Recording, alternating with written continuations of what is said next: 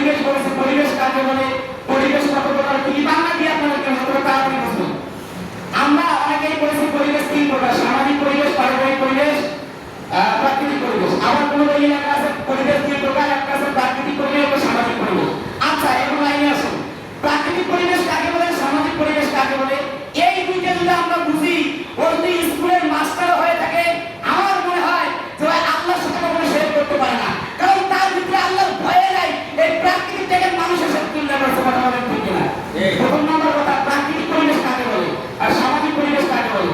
আমাদের সমাজে যা কিছু দেখা যায়, গাছপালা, নদী, নালা, খাল-বিল, এই সবগুলি কিন্তু আমাদের সামাজিক পরিবেশ। আর সামাজিক পরিবেশ যদি সবগুলোই হয়, তাহলে প্রাকৃতিক পরিবেশটা কি? এই প্রাকৃতিক পরিবেশটা আকাশের তাপ, সূর্য, তারা, অর্থাৎ মানুষ যেটা তৈরি করতে পারে আল্লাহর দেওয়া জ্ঞান থেকে, এটা হচ্ছে সামাজিক পরিবেশ। এই যে মসজিদ দেওয়াকে আল্লাহ তুলে দিছে, কথা বলে আল্লাহ তুলে দিছে। এই যে ফ্যানটা ঘুরতেছে আল্লাহ কি তুলে দিছে? এটা আমার সামনে কেটে এটা আল্লাহ কি আমাদেরকে বানায় দিছে? না, আমরা নিজে বানাইছি। অর্থাৎ মানুষ যেটা বানাতে পারে, মানুষ যেটা হাত দিয়ে তৈরি করতে পারে, এটা বলা হয় সামাজিক পরিবেশ। কিন্তু এই সামাজিক পরিবেশটা বাস্তবায়ন করতে গেলে আল্লাহর দেওয়া প্রদত্ত জ্ঞান বান্দাকে থাকা লাগবে, কথা বলেন ঠিক কিনা? আল্লাহ যতক্ষণ বান্দাকে তার পক্ষ থেকে জ্ঞান দিবে না, ততক্ষণ পর্যন্ত বান্দা সামাজিক পরিবেশ তৈরি করতে পারবে না, কথা বলেন ঠিক কিনা? আর প্রাকৃতিক পরিবেশ যেটা মানুষ কখনো সম্ভব না, মানুষ যেটা কখনো করতে পারে না, সেটাকে বলা হয় প্রাকৃতিক পরিবেশ, কথা বলেন ঠিক কিনা?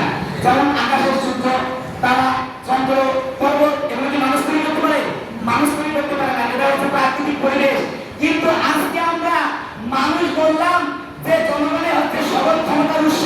আচ্ছা বলেন তো, এই জনগণকে নির্বাচিত করে আপনাকে প্রধানমন্ত্রী বানাইলো, আপনাকে এমপি বানাইলো, আপনাকে মন্ত্রী বানাইলো, আপনাকে চৌকিদার বানাইলো, আপনাকে মেম্বার বানাইলো, এই যে আপনাকে মেম্বার বানাইলো, চৌকিদার বানাইলো, যেই ব্যক্তি ওই জায়গায় সিলটা মেরে আপনাকে সিলেকশন করে আপনাকে সামনে উঠাই দিয়েছে, ওই ব্যক্তিটাকে আল্লাহর দেওয়া জ্ঞান ছাড়া ওই ব্যক্তি সিলেক্ট করতে পারতো? কথা বলেন পারতো? আল্লাহ যদি ব্যক্তিকে তৌফিক না দিত, আল্লাহ যদি ব্যক্তিকে আল্লাহর দেওয়া জ্ঞান না দিত, ওই ব্যক্তি কখনো আপনাকে নির্বাচিত করতে পারতো না, কথা বলেন ঠিক কিনা?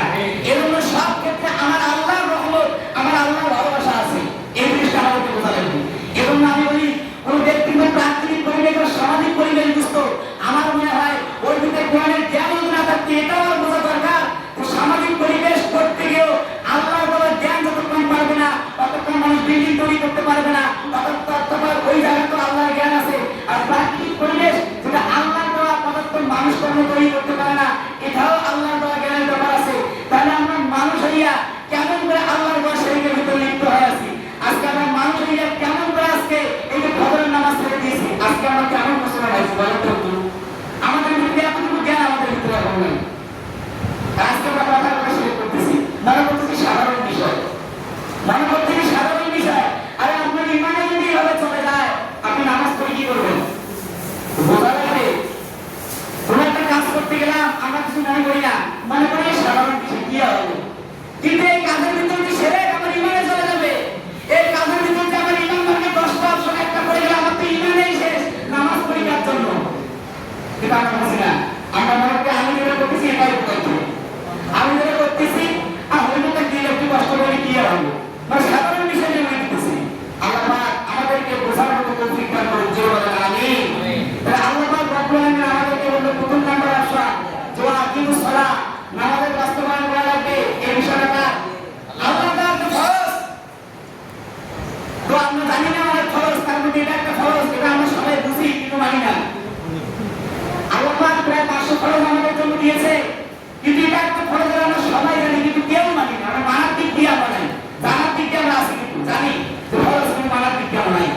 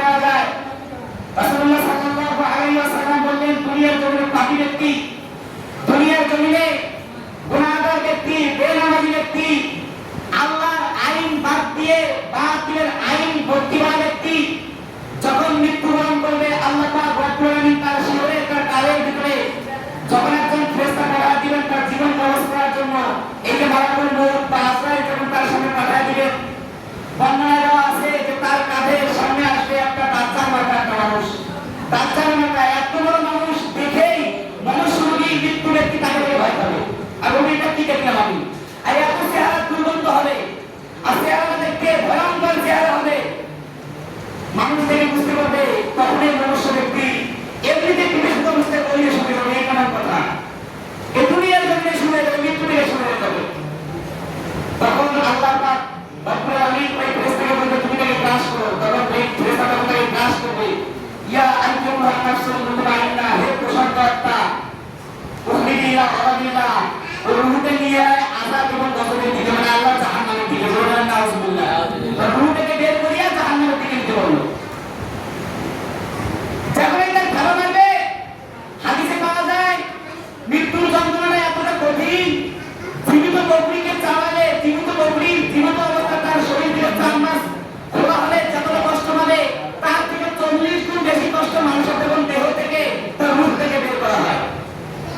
আল্লাহু আকবার। তাই কিভাবে আপনি দুনিয়া জমিনে তো ফেল, যখন আপনার জীবনটা বের করা হবে তখনই তো আপনি ফেল।